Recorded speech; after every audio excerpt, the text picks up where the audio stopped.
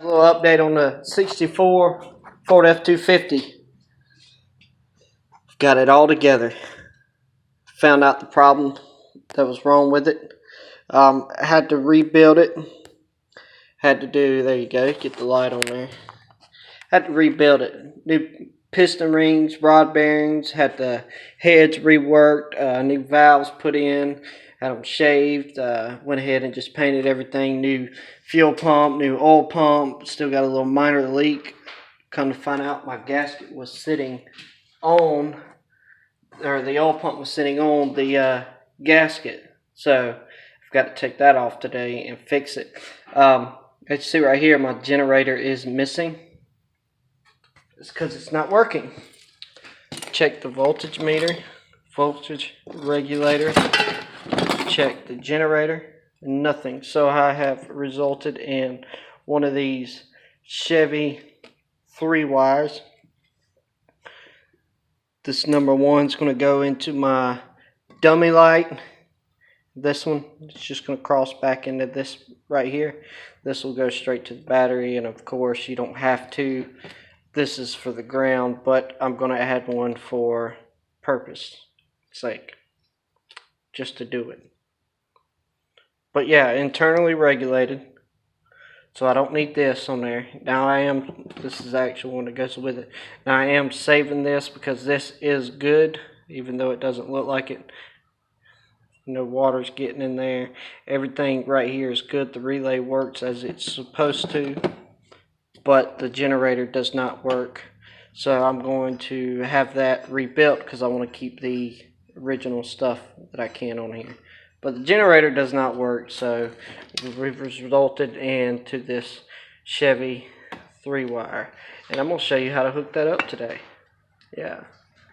But, you see right there, I've got me a new exhaust I'm putting on today too.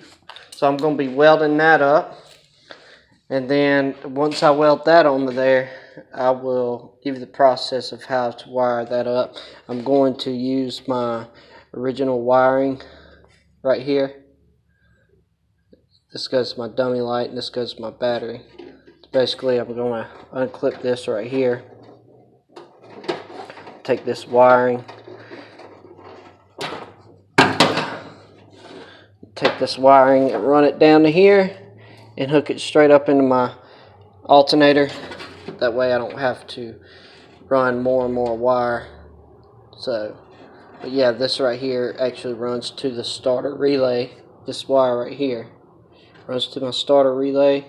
This wire right here runs to my dummy light. So that saves me from having to run a few wires. The only wire that I would have to run, I have to change out the clip on there, and the wire that I'll have to run is the ground wire, which you do not need because the alternator will be mounted onto this bracket and this is going to be grounded to the block. But I'm just going to do it for the heck of it, just to have some more support. So basically I've got to take this bracket off right here. I'm going to drill a hole straight through there. So this bracket will move back, attach onto here. The alternator will attach onto this hole right here. And this is going to be taken off. So, but yeah, I've got the dash out, drilling my holes right in there because I've got me some new gauges. I'm happy about that.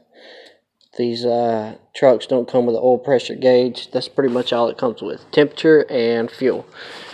So I'm going to put the oil gauge, the pressure gauge in there, and the voltage regulator. That way I know how much voltage I have.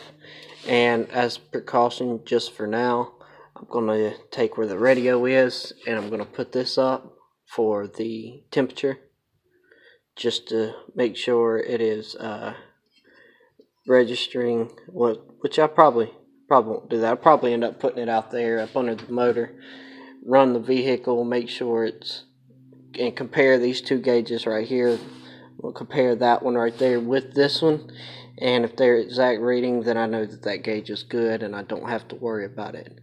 But and I think the only thing left I've got to do to this truck is replace the master cylinder, because as you can tell in the floor right there is a little wet because it leaks.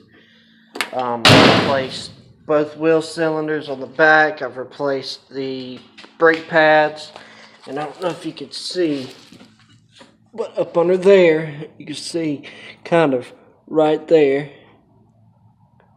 you see the brass fitting.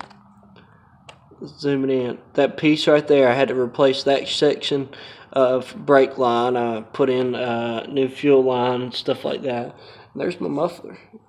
There it ends right there, and that's going to be welded up there. But yeah, new everything. The only major thing I've got to figure out and fix, like I said, is that alternator. But it'll be the master cylinder, and my emergency brakes quit working on me, which I probably think I know what that is. When I was changing out the brakes, one of the springs kind of collapsed on me and broke. The new brake pads didn't come with new springs, so that's my e-brake for now, which the truck ain't moving anywhere, so the truck don't go nowhere. But while I'm under it, I'm gonna have it on there. So I'm gonna break out my welder. I'm gonna weld this exhaust on there, and then I'm gonna show you how to do one of them 3 wires. The concept's the same thing for every vehicle, but yeah, there it is. I've already got most of it sanded, flat black. I've got to go over and put another coat, as you can tell by the paint right there. But it really needs a wash. I think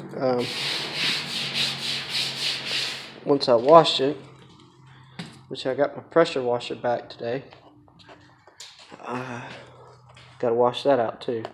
Clean all this junk out. There's that under the dash air conditioning. I've got heat, but I do not have air conditioning. Maybe that's in the future. I don't know. We'll see. But yeah, kind of update. It runs. It drives. I have drove it. I'm not going to show you in this video, but stay tuned and keep close. I'm sand that down and paint it too. And yeah, you can hear it run. Y'all have an awesome day.